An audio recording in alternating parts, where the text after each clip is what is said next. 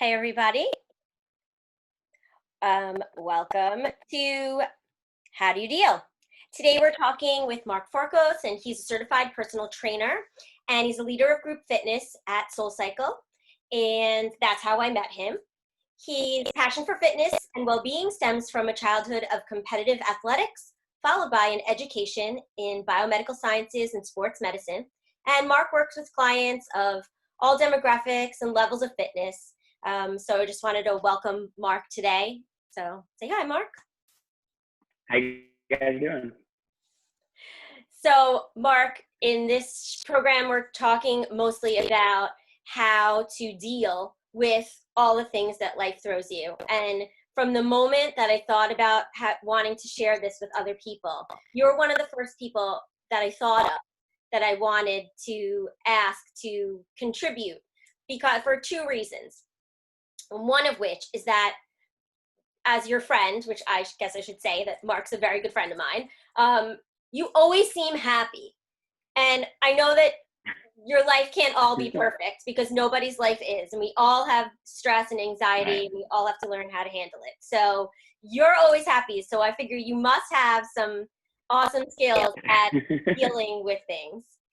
And also, the other reason is that I know that you know a lot about the the body and physical fitness, and so I know, and you're great at sharing that with others, because if you don't know, the way I know Mark is from taking his classes at SoulCycle, and we just became friends from taking his classes at SoulCycle. So I know firsthand that he's really good at encouraging people and showing proper form and pushing you to your highest limits. So that's why I wanted to talk to you in this forum about dealing with stress. So Mark, what are like your stresses and your anxieties, either today or things you've dealt with in the past? So I've never really dealt with much anxiety. When I say anxiety, I mean, more of, I guess you would call it like a clinical diagnosis of anxiety. I've never had very high stress levels. I think, like most people, there are the everyday triggers, like, Right. Your parents nagging you to do something, or traffic, or something not working when you want it to. Like, I know when my Wi-Fi goes down, that's like my most stressful moment. So hopefully that doesn't happen now. But so on a day-to-day basis, we all have these common occurrences of stress. But I think because there's such a big link between physical fitness and reducing stress levels, because I'm very active, I tend to keep those stress levels at bay. I've also, and something that I think I've learned over the past, now it's actually about 8 years that I've been with SoulCycle, and 8 years that I've been with my wife. And something that I've really learned from the two is, communication, right? So for me, it's when I communicate my feelings, when I communicate my stresses, when I communicate whatever's going on that could be giving you that anxious feeling, or that, something's bothering you, feeling like you're carrying around that extra weight. When you communicate it, not so much in a venting way, but when you just communicate your feelings and why something's making you feel a certain way, it really helps to kind of release that.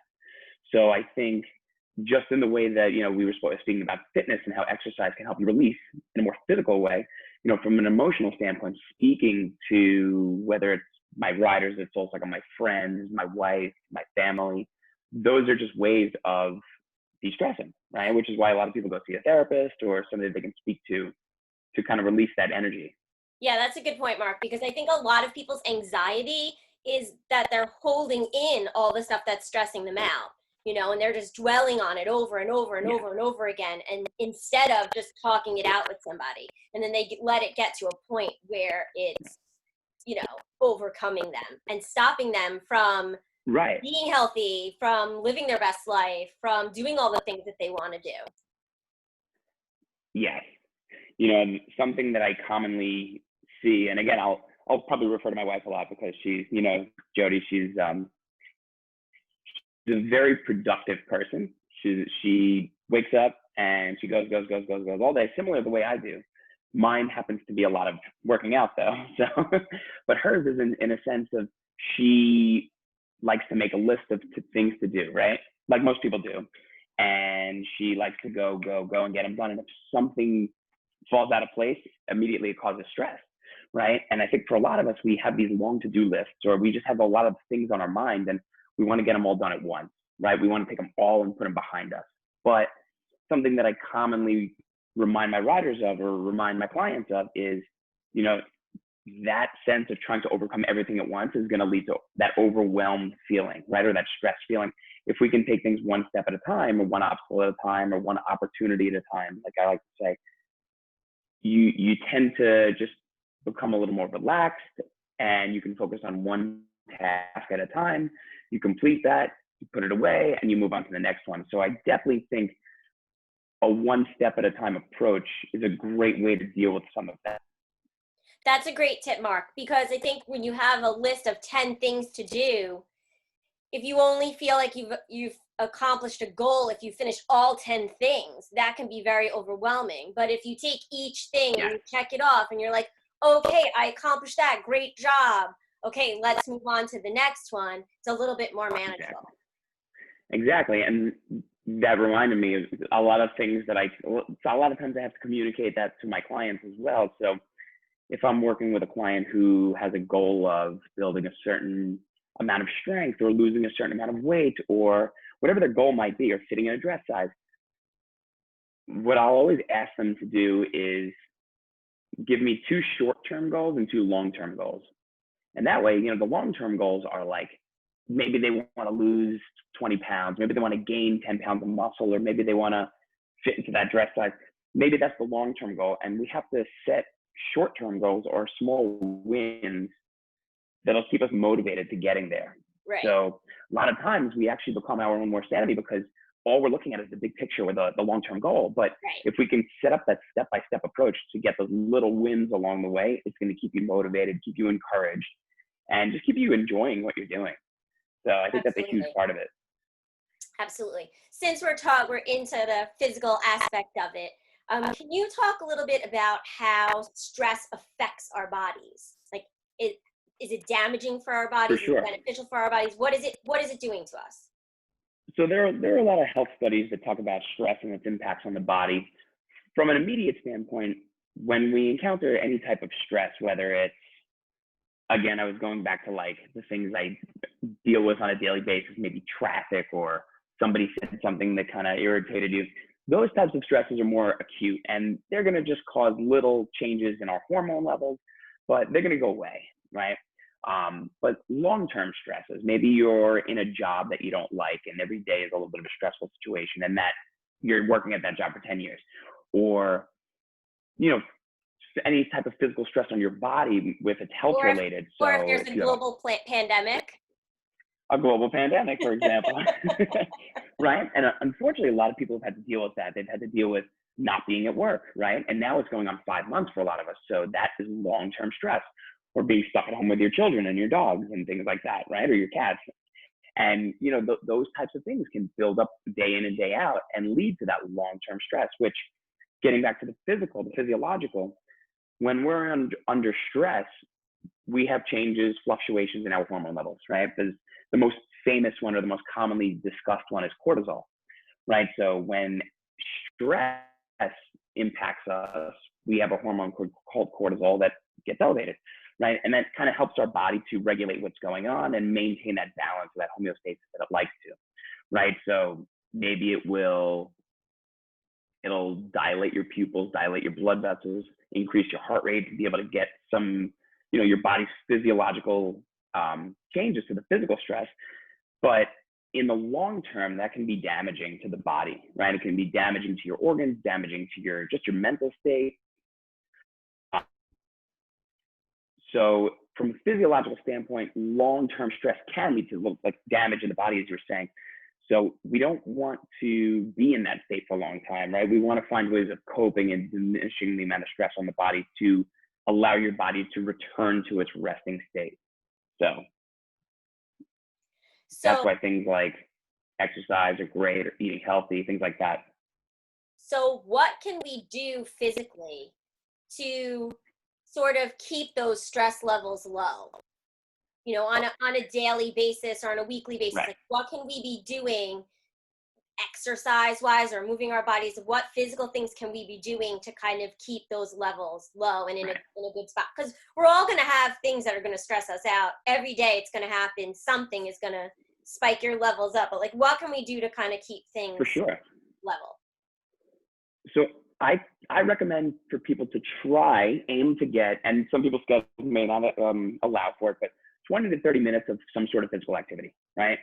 So that doesn't have to be vigorous weight training. That doesn't have to be going out for a run in the heat. You know, something like walking is great if you have access to some weights, maybe some lightweight training. I know for me, and you'll enjoy this, appreciate this rather, I've started doing a little bit of yoga. And Yes. for me, like I know like toward that like 4 o'clock, you know, I'm a very go person. Toward like the 4 o'clock hour before dinner, you know, eat early because we're health freaks and also because our daughter is young. So, but that like 4 o'clock hours where I'm just kind of like, I finally kind of finished the bulk of my work. And I'm like, I need to like decompress a little bit. So I've been doing a lot of, now it's virtual, but 30-minute yoga classes. And it's not very strenuous, you know, not strenuous at all, actually. There are times where like I'm not sweating and I'm not looking to sweat, but I'm just looking to move, get some blood flowing, get, you know, things moving through the body. So the movement, let me go back to the reason why I'm suggesting it in the first place, is that movement allows your body to, again, fluctuate hormone levels. We have hormones, serotonin, dopamine, you know, epinephrine, things that are going to give you that more alert and positive mindset, right? So going back to it, so I find that weight training does that for me, hard, vigorous cardio exercise does that for me, but also yoga, right? So people who don't want to get into like a heavy workout routine right now, something like that, or a walk, or just being in nature, right? So there are so many different things that we can do to minimize stress, right? And keep us in that healthy state. So, and it really depends on what you enjoy, right? So Are you for like a me, I fan? enjoy physical activity. I enjoy nature. Are you a fan of the What were you pedometers, gonna say? marking your steps every day? I actually have an app on my phone. It's called Steps, and I keep track of my steps. Not strictly, but I would like to know what ballpark I'm in. So now that I've been home a lot, and me being home actually means I'm being more active than the average person. The other way around, usually if you're home, you're kind of dormant. For Right. me, because I do a lot of online training and I'm moving around a lot, and I do a lot of work outside. I like to be in nature. My step count has gone way up. I'm averaging a lot higher than I normally would. So it's a great way for me to kind of just know my physical activity level. But again, also it's almost a game. I told you I have like a competitive athletic background. So for me, it's like I'm almost competing against myself. Like yesterday I got 12,000 steps. Can I get 13,000 today? And you know, and the end result is actually a positive result. It's more health. It's more physical movement. It's decreased stress levels. You know, unless you become so strict with it that you stress yourself out. Right. Now, so what would you recommend to somebody who maybe like just has like a very stressful event that happens in their lives? Like what sort of exercises do you recommend to sort of, I guess, blow off steam would be the term that I guess you could use. Okay. So maybe not typically what you think I'd say is like go out and do something physical, but more so, I really am a big believer in deep breathing exercises. So I think breathing is a great way of minimizing stress, blood pressure, things like that, especially like you said, if you had a stressful event or a traumatic event just happen, right? Breathing is number one, right? I Well, always find that helps. that's what's great about You, yoga is because in yoga right. you're focusing so much on the breath. For me, Yes. that's how yoga really helped me is that you're focusing on the breath and you're focusing on the poses and you're not focusing on Right. all the things that are going on inside of your head. So for me, Yes. So I that's know for what, me, yeah. yeah. So for me, whenever I go to do a yoga class, I'm always thinking about the physical, you know, how it's going to benefit my flexibility or my strength or my stability. But at the end, I always realize that I feel better mentally because of the deep breathing, because it's allowed me to reduce my stress levels and just get me into a state where I'm not thinking about all these things that are going on in my day, or even the poses for that matter. And I'm really just focusing on keeping control of my breath, right? So that's a great way to minimize stress right away. The other way, before we even get into like physical activity, is just verbalizing what you're feeling, Yeah. right? So I always tell people, just talk it out, whether it's to your sibling or your significant other, your parents or a friend. Just find a way to verbalize your feelings, because a lot of times we don't quite understand what we're feeling until we hear ourselves say it. So if you're feeling stressed because of, X, Y, and Z happened to you, maybe you're not quite grasping exactly what you're stressed about, or maybe you have a deeper lying issue going on, but verbalizing it definitely just makes it a clearer picture for you. So I think definitely breathing and verbalizing are the two first things I would tell anybody to do. And then physical activities, obviously, there's studies show that, again, the hormone levels that are elevated during physical activity are good for you, right? Serotonin, dopamine, they put you in a good mood. So that's just going to make you feel good right away, right? And if you're not somebody that exercises all the time, again, something like a walk through nature, or, maybe you have a specific goal and you want to train a certain muscle group, and you can do certain exercises for that, right? So there's different ways to do it physically, but before we even get to the physical, it's more of like that emotional and breath work that I was talking about that I find to be like the best way. Yeah, it's definitely really calming or energizing, depending on what sort of breath work you do. And Yes.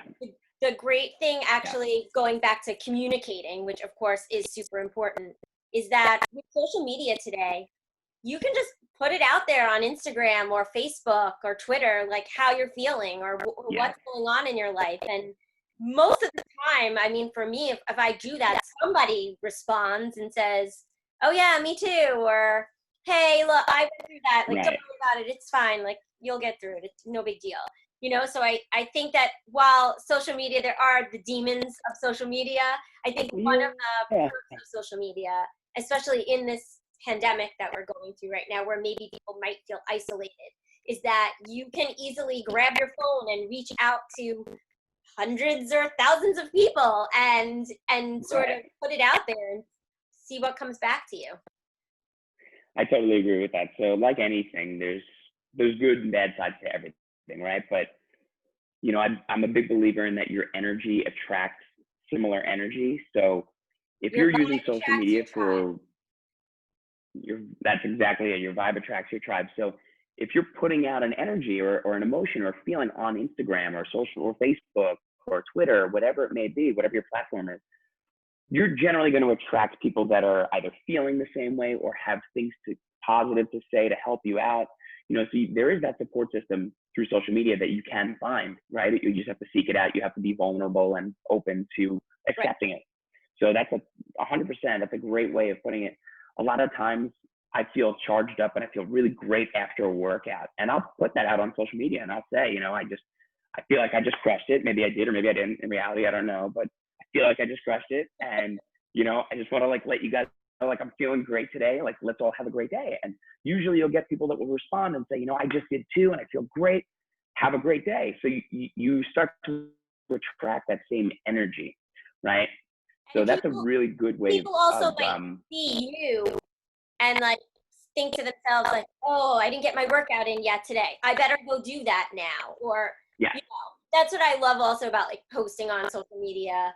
Maybe you're going to inspire somebody to go do a workout or take a yoga class, yeah, some breath work. Like, you never know what you put out there, how somebody else is going to take it. So I'm always trying to put positive things out there. Like, I try not to yes, put any complaints or anything like that, but I try and put out things that I feel are positive, because I want to give people a positive feeling. I want them to yeah, look at something I post or read something I post and feel good about themselves or feel good about their lives or their day. So yeah.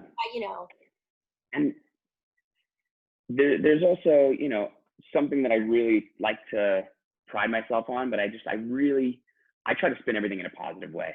I think that's one of the reasons why I have this happy exterior, is because, we all deal with stresses and there are things that upset me, but, I always try to look at things in like a positive light. So maybe you didn't get your workout in today and you feel bummed, or maybe, if I don't get to, I know, like for me, like I like to move. That gets me alert in the morning, makes me feel good. But if there's a morning where I don't get my workout in, I'm like, damn, I didn't get my workout in, but it's going to be okay. Right. Right. Because rest days are good.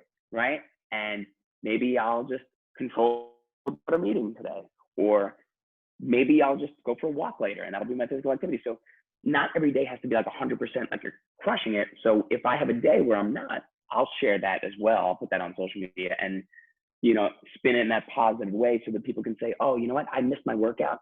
I'm not going to get down on myself for that. Or, this stressful situation happened in my life, but I have all these good things happening for me right now. So I'm just going to push that aside. So there are definitely ways that you can use it to spin those negatives into positives as well. And I'm all about that. Yeah. And I just posted about that the other day, because I have certain things like you that make me feel good during the day. Like if I get these things in there, then I know like I'm going to feel good about my day, I'll feel productive, and you can't beat yourself up if you miss one of them.